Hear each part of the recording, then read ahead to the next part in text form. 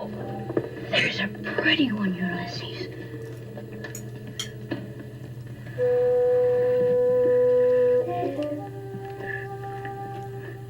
There it is. Hello, BookTube. I'm Sean, the Book Maniac. Welcome back to my channel, and I have a very special guest. This is one of Saskatoon's, one of Saskatchewan's, one of Western Canada's most notorious and well-known writers, David Carpenter. So welcome to my channel, Dave. You're very, very glad to be here. I like being called notorious, by the way. Well, I thought so. I'd spent a long time preparing the perfect adjective. I think notoriety sells books, doesn't it? It should. That's my hope. And we are here in David Carpenter's studio in the attic or on the top floor of his lovely house. And it's just a book lover's delight. I have been here once before, many years ago. If you don't know Dave's writing, he is an incredibly prolific writer and has been since, I would say, the mid-'80s. That's exactly right. Mid-'80s. Yeah. 1985 they started coming out. And you have written in virtually every genre. So now that I've called you notorious, maybe I'll make a lame attempt at a joke. Why the hell haven't you written a play? Are you lazy? Something to do with talent, I believe. I've actually tried several times to write plays, and I might come out with something that's utterly unperformable. And rather than persevering, and like Guy Vanderhaeghe did so successfully, I just gave up. So I'm leaving playwriting to the playwrights. Well, but you have excelled in pretty much every other genre. So we've got short stories, novellas, novels, memoirs, essays, and one collection of poems. Oh, have you published a collection of poems? I don't think I knew that. Yeah. Great. Well, we want to talk about that. There's a poem that I loved in your nonfiction book, Hoarding Saskatchewan. Oh, about right. being February. Yes.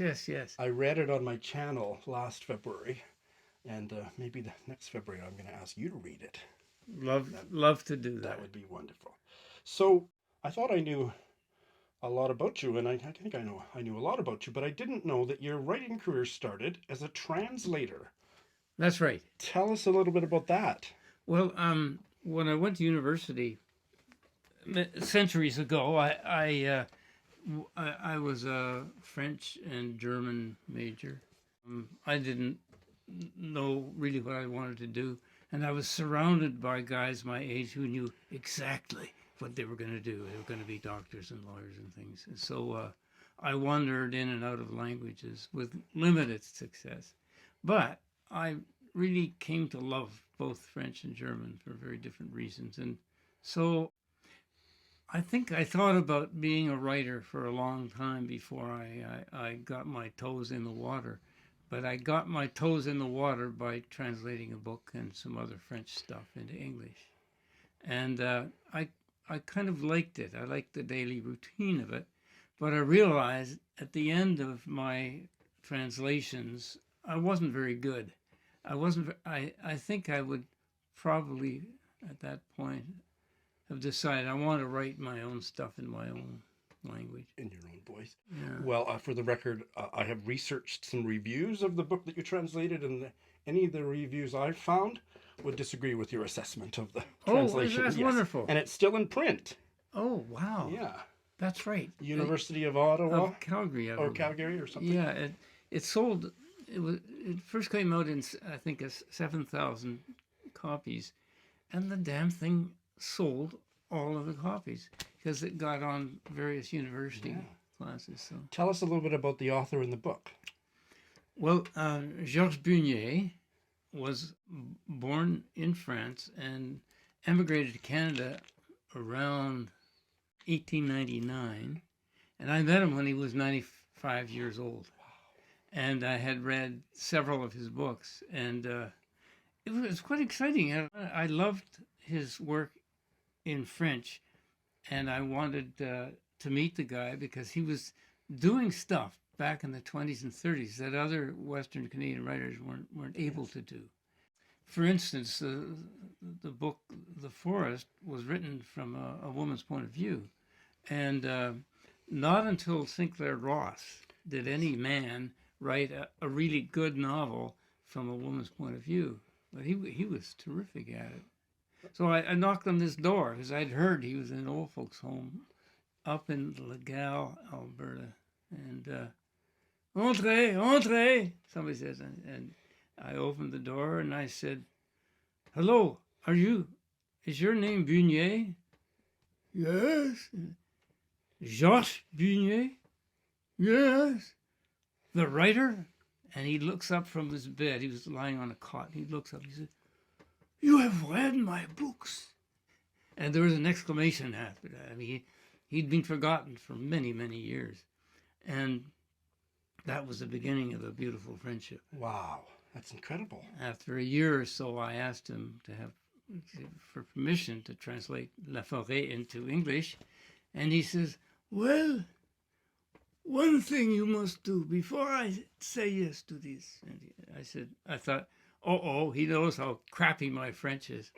He says, you must live in the forest. And that was the deal. If I was going to do this, I had a postdoc, so I was ready to go. I had to live in a forest. And my postdoc was in Winnipeg, the University of Manitoba. So I had to find a little cottage in a forest as close to the U of M as I could possibly do. And I found one and spent the next 2 years trying to translate his book into English. Holy smokes. Yeah. Well, I want to read it and maybe have a much longer chat with you about it someday. Sure, you bet. I didn't know it existed until a few days ago. Yeah. Starting off as a translator helped you realize that what you really wanted to do was write your own stuff. Can you tell us more about your origin story as a writer? Well, the other thing I did before I started writing was I did a lot of reviews and a few learned articles, mostly on Canadian writing, and I liked that a lot. It was kind of fun. But if you work as a professor, if you work really hard on an article and you do your homework and you send it off, and if you're lucky, it gets published in a good literary magazine, a good academic literary magazine. If you find eventually that if you're lucky, maybe 22 people will read that article, and maybe 6 or 7 of them will do it willingly, and maybe 1 or 2 of them will even say, I read your article 17 years ago on, I forget what it was about, but it was a good article. And if I was going to spend all that time writing something, I was not going to write in what I'd call an exclusive language. And really the language that we sometimes use in the classroom and in seminars and in our writing about literature is very exclusive. You all have to read the same books, and you all got to master the same linguistic trends, shall we say, and then 17 people will read your articles.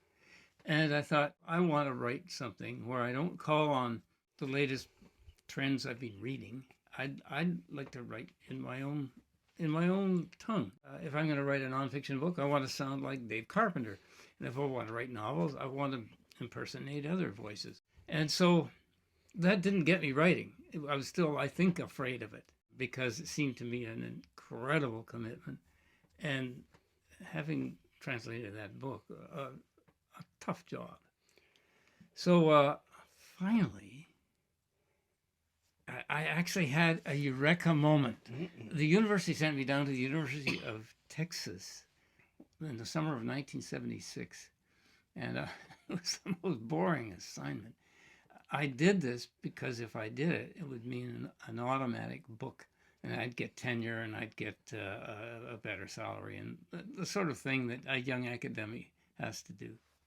So I went down there, and it was in the summer, and there was a heat wave, and it was so hot that I had to stay in various air-conditioned rooms, or I would curl up like bubble gum on the pavement and just perish. So all day I'd be in the library, and I was okay, boring but okay. And I would read, and I'd come home to this little hotel called the Williams Hotel, just off the U of T campus, and stay in the air conditioning. And I decided there was only 2 things to do. I didn't want to read because I'd been reading all day. The first thing to do was hunt cockroaches that flourished in the bathroom and dispatch them and flush them down the toilet. The other thing, I could write. I could write letters. So I wrote a lot of letters, and one of them was to an old girlfriend. And it was a very long letter, handwritten. Imagine getting a letter that long. Crazy. Handwritten. Yeah, crazy. And it seemed to me after I sent it off to her that it could have been a story too. It could have been a story. It seemed to me a story was waiting in the wings trying to get itself expressed. And so for 17 nights and 2 weekends, I worked really hard on a story that turned out to be 69 pages long.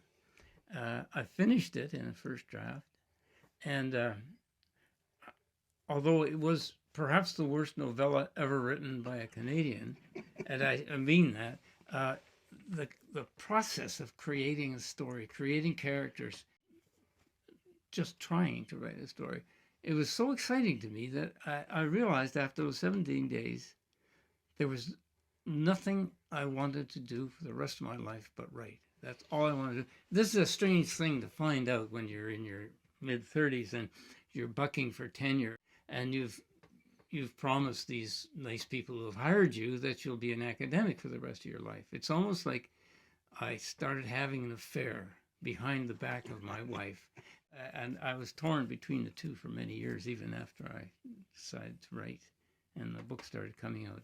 It was a conflict. Some professors, and I'm thinking of Robert Croach, Yes. but some professors can get up and write their books early in the morning as he did. He'd get up at 4 in the morning and then go off to work and be a professor and do so with great success. I couldn't. I just couldn't do that because I found teaching English was a real time-consuming job. You've got the meetings, which I despise. Yeah, I can And only imagine. you've got all this grading to do, and you've got to read like a son of a gun to keep up with various kinds of things. And so I could sneak in a little bit of writing if I wrote a poem. You know, you can write a poem in first draft. If you've got a good idea, you can do it in 45 minutes. But writing a story, a short story, it often took me months to finish a short story. And when I knew you in the late 80s and early 90s, I remember how you did it, or my understanding of how you sorted it all out was you'd have 1 year on and 1 year off. That's right. Eventually it came to that. Yeah. I can't remember the year, but I'm guessing it was around 1990, maybe. Lorna Crozier and Patrick Lane came to the campus, and they taught some of the classes that I would have taught. And I would go off and write, and then I'd come back. And I really did get stuff finished. But I got so greedy for time, not for salary, but time. Because time, I discovered, was the great treasure, not money. And not money bought you time. So after 10 years of that, after Maria Campbell also took the other half of me and worked in my office, after 10 years of that, I just quit. An accident, a serious accident, precipitated my quitting. I had a very bad bleed up north, and I had to be rushed in a friend's car to a little wee hospital somewhere in Nipawin, I think it was. And I nearly bought it. I came very close. And so my wife and I sat down in the backyard after I was on the mend. Yes. You write about it very powerfully, very movingly. That's right. in this book. And we asked each other, what do you want to do for the rest of your life? And she says, I want to make art. And I said, I want to write books. And so then we plotted. We found the right year to do it, and I quit teaching. And I walked home from the last day of teaching and the last paycheck, wondering if I'd done the right thing. And that worry lasted about 1 hour. And I went up to here and wrote a poem. And nary a regret ever since. How wonderful. Not a good move financially, I say to the young people of the world. Not a good mood for anybody who wants to have a secure life. I am in the process right now of reading Dave's essay collection. It's called Writing Home, Selected Essays. And I read the introduction, Dave's introduction to this book, which was published in 1994. And I'm hoping actually that we can have a long chat about this book once I'm finished You reading bet. it. Yeah. But The introduction where you talked about your some of the things you've been talking about just now, your evolution as a writer and your relationship to the English language, from moving from academia into creative writing. Even though I'm not a writer, I'm a failed academic, and that introduction read like a spiritual autobiography for me. I Oh, really? connected with it so deeply. Oh, It was good. just wonderful. I want to read an excerpt from that introduction, near the beginning of that introduction. You wrote, "All reading and writing, all consciousness, is in some way defined by the place we call home." I'd like you to riff on that, if you might. Sure. Oh, you bet. Yeah. What has always interested me among the writers that I love, it could be Margaret Lawrence, it certainly is Alice Munro, William Faulkner, and oddly enough, James Joyce. I'll stop there. You could always sense the impact of the place and places they came from on their consciousness. When you read a Faulkner story, you can smell the Deep South. It's so richly remembered and documented. And Margaret Lawrence, I got so curious about her hometown town of Neepawa that I visited it several times. Oh, wow. And went into the Margaret Lawrence Museum and Stone Angel. Stone Angel, yeah.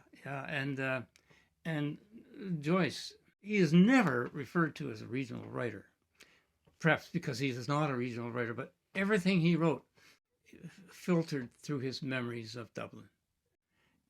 In Finnegan's Wake, you can actually trace what he's writing about, even though it might be incoherent, shall we say? At least very difficult to. But it seems to me some writers that I would say there are other kinds of writers who are not deeply affected by their place in their hometown, say, or their home province. But often the writers who interest me they emerge from some definite place, and you might say the dangers of that kind of writing are that you might end up with a rather parochial sensibility, writing about the small town and all the things you know, and you might turn into a cheap imitation of Jake and the Kid, W. Mitchell. And I would say the opposite is true. If you're seeking after the universal truths, the immemorial truths that we see around us, you do it through the particulars of what you know, through the particular, rather than jumping over those particulars and getting your characters into space as fast as you can. That's right. Well said. So today we're not going to talk in detail about your fiction, primarily because I haven't read very much of it yet. I'm going to be rectifying that, but a supplemental riff on how this preoccupation, this interest in home, has surfaced in your fiction. Oh, well, I guess my grandfather's and grandmother's homes, both sets of grandparents, and my parents' home was always in Saskatchewan, in various places in Saskatchewan. My grandfather, who was my mother's father, was a failed farmer and came to Saskatoon. And my granddad was a surveyor who made his reputation in Regina and stayed there all his life. My parents were all born in Saskatchewan. So you might say that, although I was born in Edmonton, I grew up on Saskatchewan stories and Saskatchewan loyalties. I suppose I could say those two provinces are my two homes. Yeah. And when I was growing up, and even into the 60s and 70s, they were utterly opposite, in spite of the straight line between them. One was the politics were more or less rural evangelical conservatism, and over here there was the beginnings of what later became Tommy Douglas and a kind of prairie socialism. And so I grew up in those two places, and it was only later in my life that I spent a lot of time, 2 years in Toronto and 3 years on the West Coast, and then later on in my writing, 2 more years on the West Coast. So I think British Columbia and other parts of the West Coast were another home of mine. But I've written about all 3 terrains, shall we say, the prairie, the mountains, and the forests of the West Coast, a lot. Out of my experiences in those places and out of the way in which I internalized the terrain, I can't help but write about them. I can't not write stories that are set in those terrains. Great. And I'm imagining, and this is just a guess because I haven't read a lot of your... Well, what have I read? I have read Jules. But I read Jules so long ago that I don't remember anything about it. So I need to read it again. Sure. But I'm imagining that... It starts in Saskatchewan with a conversation called the USQ, the usual Saskatoon question, why the hell do we stay here? And it moves to British Columbia, the Tweedy Mists of British Columbia, and then returns to Saskatchewan. And so that's a good example of that. Yeah. Yes. And so finding and making a home is pretty central to what happens in the story. Sure. Yeah. Yeah. And this was published... 1985, I Yes, it believe. was. Yeah. So why the hell do you stay here? I didn't like the first year in Saskatoon because I was one of these really unbearable people who yearned for the mountains. Oh, if only we could be closer to the mountains. You never want to have a conversation with somebody who doesn't want to live in the city that you're living in.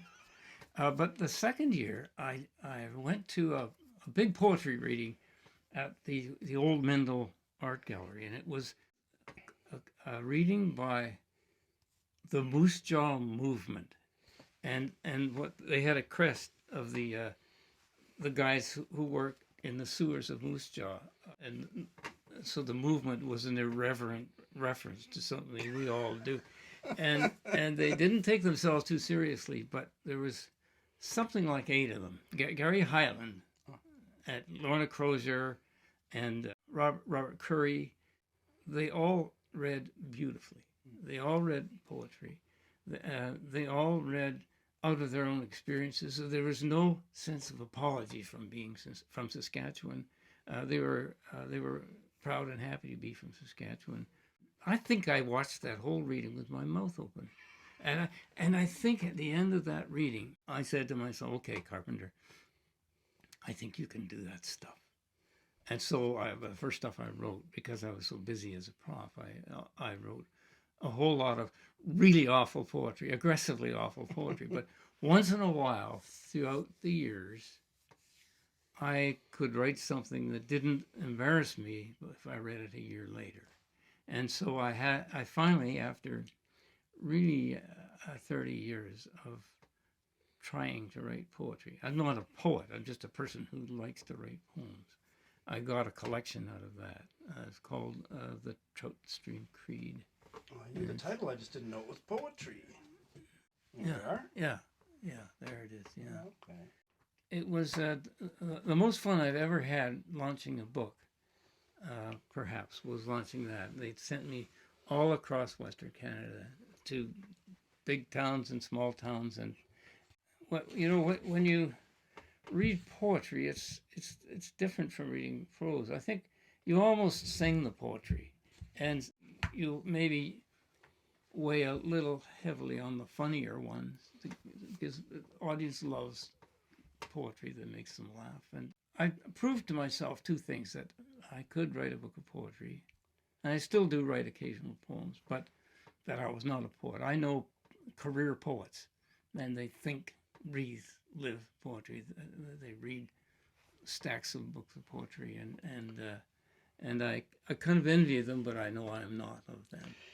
So if I haven't already said it explicitly here, I took a class in Western Canadian literature from Professor Carpenter back in about 1993 or 4.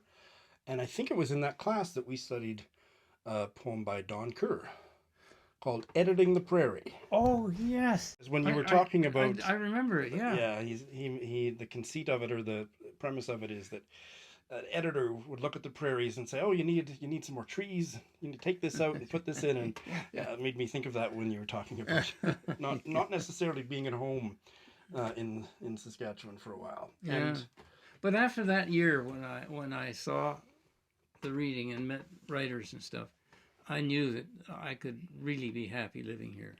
And after I went to Fort San, as a student writer in my mid to late 30s, 1977 I think it was, again, I was so utterly happy being surrounded by people as neurotic as I am and as obsessed about writing as I am, that all those wonderful experiences in the Rockies were nothing compared to what was happening inside my brain and on the Saskatchewan prairies. that's wonderful. Your book that I've read the most recently is this incredible. Would you call this a memoir? According to Saskatchewan. Yeah, you bet. Yeah, according to Saskatchewan, and the subtitle: "A Celebration of Winter Feasts, Summer Loves, and Rising Brookies." And I hope that soon or later you and I can have a more in-depth conversation about this book. I'd love to. It was a good luck book. I would love to talk about it. This is very much about you making Saskatoon and Saskatchewan your home. Yeah. And so it's just, and I read it at a time. This is another book that just I connected with so personally because I read it after moving back to Saskatoon after almost 15 years in Japan and not having lived in Saskatoon, the city of my birth, since about 1995 or maybe 93. Wow. So this book was kind of a guide for me in a way. Oh, great. Yeah, it was just wonderful. So I have lots of things I want to ask you about, and that'll be for next time. You've done so many interesting things as a kind of literary community builder. You've helped other writers, not only teaching them, but here's one we have to talk about. Tell us about the education of Augie Morasti. Oh, well, I'd love to. Yes. I think this is another good luck book. I think I've written several good luck books. This came out of a situation. I was writing full time, happily and busily writing full time, and Nick Thompson, the woman who ran the English department from the office, phoned me up and said, "Dave, I think we've got something for you." I don't want people to get things for me because I've got lots to keep me busy, but she was right. This fellow, a trapper way up north in northern Saskatchewan, near the Manitoba border, wrote this long letter to something like the professor of the University of Saskatoon. There's no such professor. There's no such university, but it trickled down to the English department, and I read the letter. Didn't want to do it. I was in the midst of writing something, but the letter was quite compelling. You could see this guy was determined that he was going to get his story out, and I knew the story had something to do with abuse up at the residential school he went to. I was torn between phoning him up and telling him I wouldn't do the project, or writing him a long letter suggesting that we meet and maybe we could talk about it. I finally decided what he wanted was come up to my little tiny reservation just on the Saskatchewan side from Flin Flon, just south and west of Flin Flon.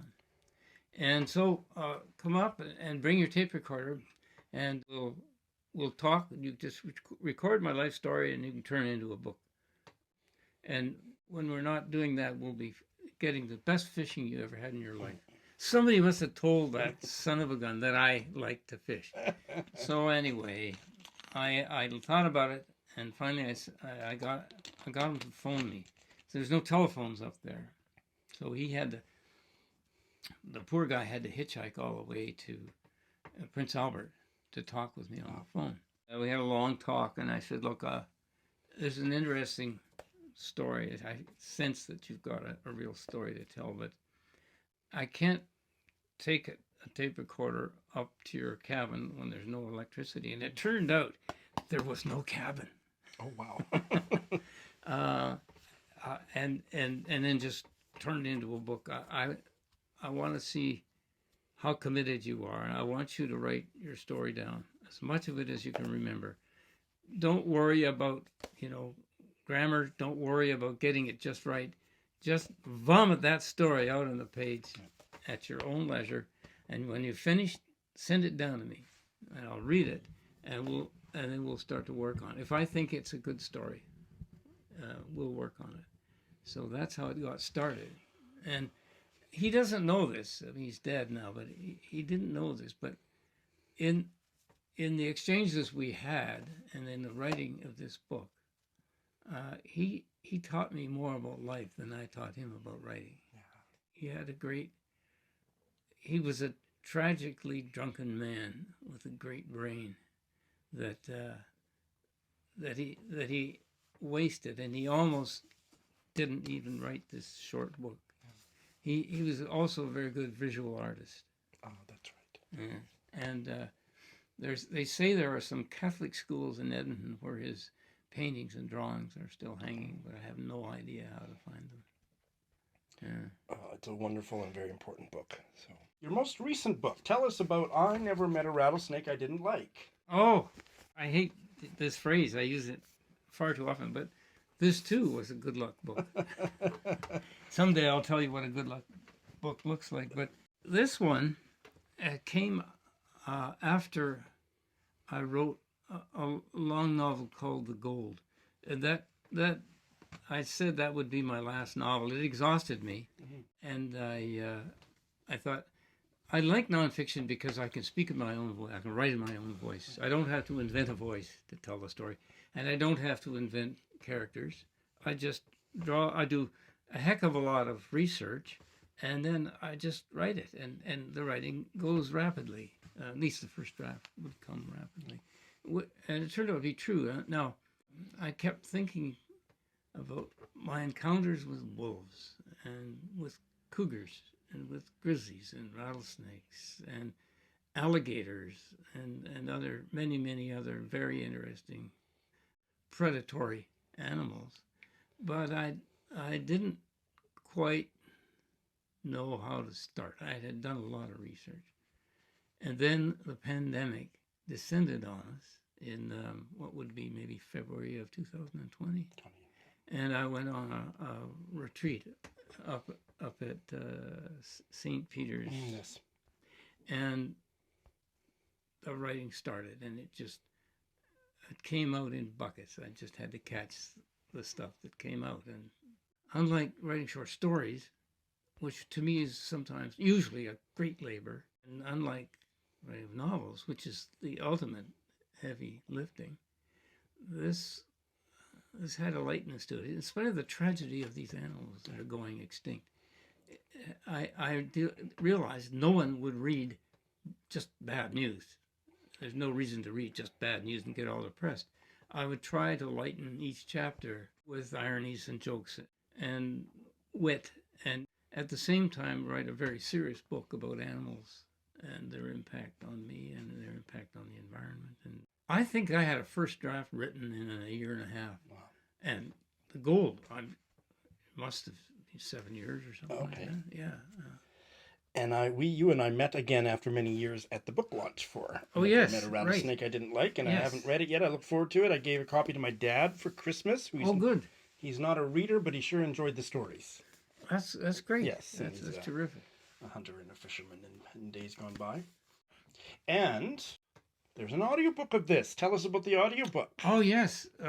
Sean Perpick made an arrangement with Thistledown Press, published the book, that he could do an audiobook and he could use me as the narrator. Yeah. So it was very strange for me to narrate a book I had written and do so with a minimum of mistakes or tics or lapses.